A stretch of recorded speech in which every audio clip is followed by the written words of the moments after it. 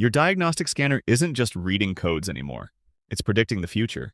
And if you're not ready for that, your competitors are. The global diagnostic market just hit $47 billion. By 2035, it'll be $87 billion. Why? Because AI and machine learning are transforming how independent repair shops work. Here's what's actually happening. Shops using AI-integrated diagnostics report first-time fix rates up 15 to 25%. That means fewer comebacks, fewer unhappy customers, more profit. Labor hours per job are dropping 30 to 40% because the tool guides technicians through complex repairs, step by step. An ADAS calibration that used to take 3 hours, now it takes 90 minutes. And the best part, cloud-based platforms mean independent shops can access this technology. You don't have to be a mega chain anymore. The question isn't whether you need AI-powered diagnostics. The question is whether you're going to lead this change or react to it.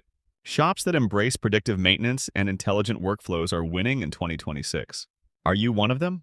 Drop a comment if you're already using AI-powered diagnostics, or let me know what's holding your shop back. And if you want the deep dive into what's happening in the diagnostic market and how to position your shop for the future, check out the article in the description. Learn, develop, manage. See you in the next one.